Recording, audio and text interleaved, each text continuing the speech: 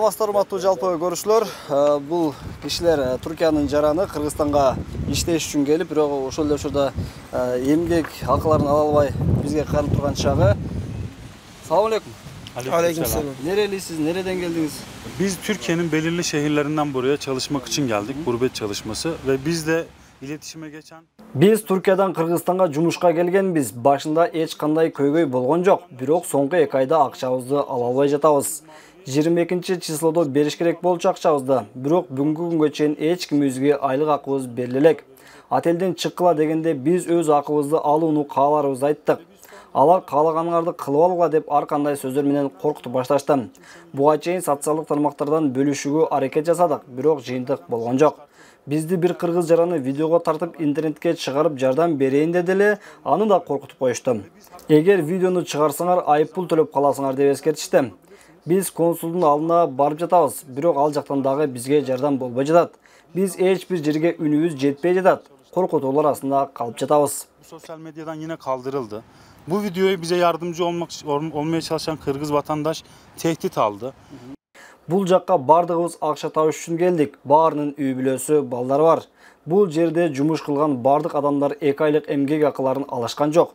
Болжол менен 2,5 миң доллар алышыбыз керек. Орточо эсеп менен алганда 80 миң доллардай алышыбыз керек. Бирок биздин үнүбүз эч кимге жетпей жатат.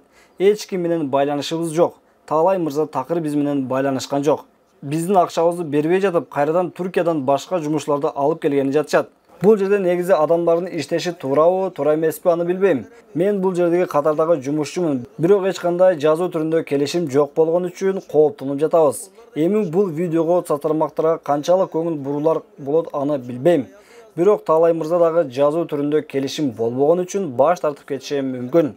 Биз өзүңүздөр көрүп тургандай башка мүмкүнчүлүгүбүз жок. Биз бир күнү паркта түнөп калып жатабыз, бир күнү ачкабыз, бир күнү токпуз. Үй бүлөбүз дагы ушундай акыбалда. Биз 2 айдан бери аларга акча сала элекпиз. Алар дагы бизден аябай камсынып жатышат. Алар дагы улам чалып сурап жатышат. Анан Түркиядан дагы элчиликке жардам сурап кайрылышкан. Бирок ал жактан дагы эч кандай жардам жок.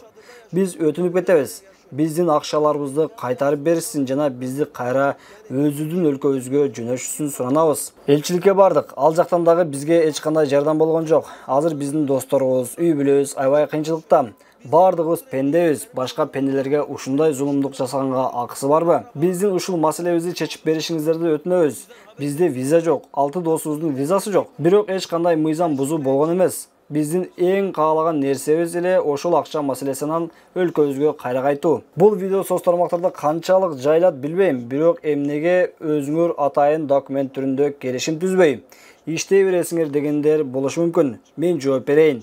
Биз бул жака эч кандай документ кереги жок, виза кереги жок деген үчүн акча табыш үчүн макул болдук.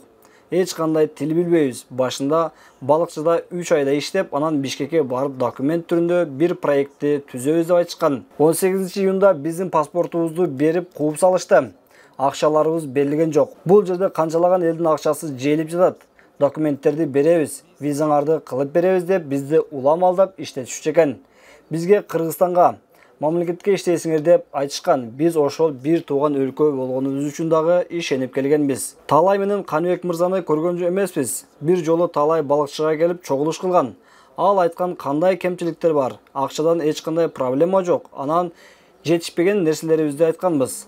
Ал макул деп бир эле жолу чогулуш кылып кеткен.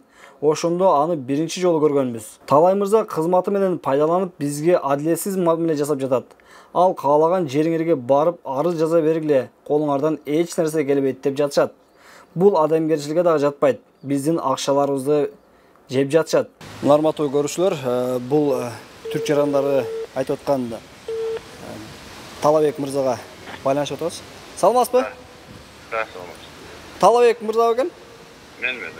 Мен Абдыганы Суранов, Алдыбан Иври редакциясынан журналист. Бизге азыр ушул Түркиянын жарандары келип кайрылып атышат.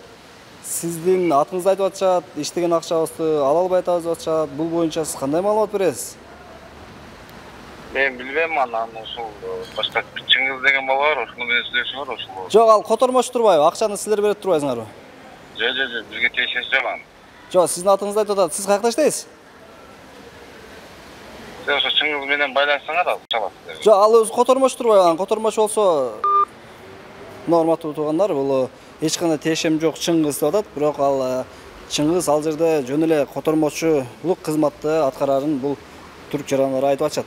Кызмат абалынан кыянаттык менен пайдаланып, адамдардын акысын жеген эч кандай адамгерчиликке жатпайт. Буга кыргыз эли дагы үн катышы керек деп ойлойбуз. Бул жерде мен кыргыз эли жөнүндө эч кандай жаман сөз айтпайм. Туура эмес ойлор болбосун. Мен болгону ошол биздин акчабызды жеген ишкерлер жөнүндө айтып жатам. Биз кыргыз элине аябай ыраазыбыз. Биз бир тууган элдербиз.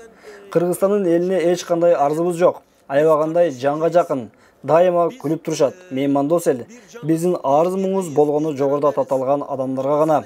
Негизи биз кыргыз элине аябагандай ыраазыбыз. Мисалы, бүгүн эртең менен отелдин ээси биздин ушундай акыбалда калганыбызды билип, бизге эртең мененки тамакты бекер берди. Gerçekten çok teşekkür ederim halkımıza.